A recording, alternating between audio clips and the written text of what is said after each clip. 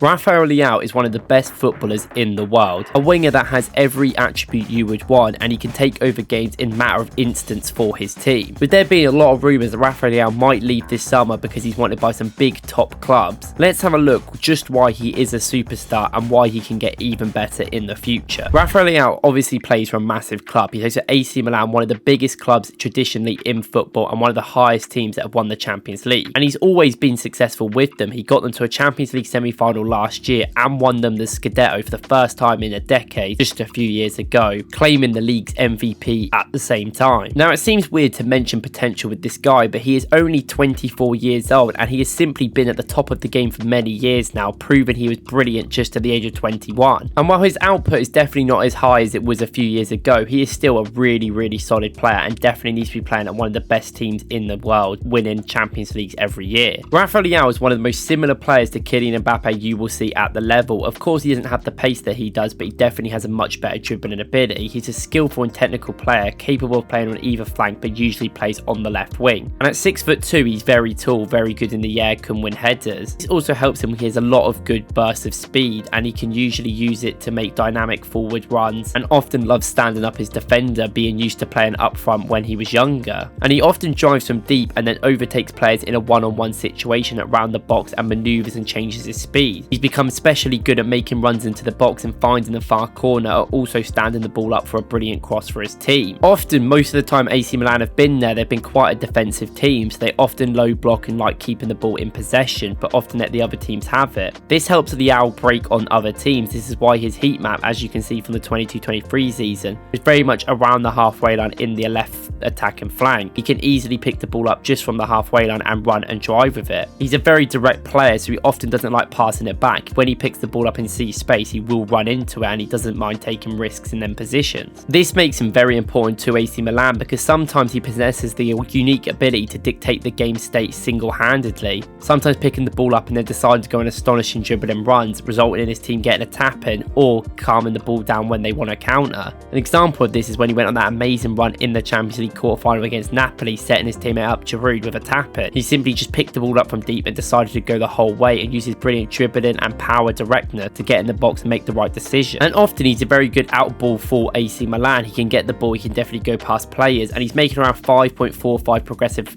carries per game, which is very good, and having around 3 successful take-ons, which averagely is a very high level for a winger. With that, he can be one of the best finishers or one of the best outputs that AC Milan have. With this and his 0.3 assists per 90, he is very good inside the box. He's very good at holding up crosses away for Giroud or someone to head the ball in, or he's very good at driving to the bar line and pulling it back. He often likes having enough space to be able to do these things and will often go past the player to create room for himself in order to get these balls in. This often sees him gets a lot of assists for the teams, and he actually has outperformed assists this season from his ex-assists. And he's also got more assists than goals this year and last year for AC Milan, sparking up a brilliant partnership with people like Giroud to cross the ball in for his headers. And although he's someone that isn't necessarily going to get in the box, because of his height, he's very good in the air. He wins around 1 aerial per game, which is very high for a winger, and he does definitely use his height in situations to even bring the ball down from out wide or maybe get a flick on from a corner. And although his goals and assists this season have been a little disappointing, his XG and his ex-assists are actually around the same level, so he's really not getting the chances, and often he just picks the ball up and runs past half a team, creating a chance for someone else on the squad. This doesn't reflect the goals and assists, it's definitely not his fault. He's also developed a lot of traditional winger traits, such as doing a 1-2 coming inside. He scored a brilliant goal in the Coppa Italia this season where he does a 1-2 comes inside and rips it past the goalkeeper. Although a very unselfish player, he does like doing this very often now and works with his teammates to get in the best position for anyone on the team. He doesn't mind it. But his main ability is being really good at chance creation and being a really good dribbler. He often doesn't necessarily score too much, but his finishing when that season when they won the league was insane, and overall his finishing has been at a very high level for AC Milan, and he consistently gets around his XG. He's also a very strong winger, and often when teams put 2 players on him, he has enough physicality and dribbling ability to get past them. Because he's quite lanky and has a lean stature, you think it would be hard for him to get the ball, but this honestly just makes him better because he can really control the ball in any position. And because he is often an impact player, he necessarily isn't going to get on the ball all game, but you know he can definitely do something when he gets given the space. And because he's got amazing speed, technical ability, and he's very explosive in decisive moments, he's been compared to Brazilian footballer Ronaldo, but more of a left winger version of him. The thing is with Leao, with anyone in the world, there is no one comparatively doing what he does. There's very good wingers out there who could fit up a bit similar to him, but no one's really doing the same sort of levels that he is. And when he has so much individual ability, he is so not selfish, which makes him a very good team player. However, there's definitely cons to his team games, as he is definitely a little bit lazy and isn't as necessarily great at pressing backwards. This has been fine for Milan because they've often given Leão a free role, letting him keep up the pitch and letting him be that outball so he can make the runs to get out. But playing in a more progressive league like the Premier League, it might be harder for him to adapt when he's going to have to defend in some games, especially when he plays for a better team than Milan. Milan are a very good, massive historical club, but he is the best attacker in that team and sort of has a free role because they know he has brought the quality before, and he really single-handedly won them the league a few years ago. But when he goes to a team that has a lot of other attacking qualities, he's going to have to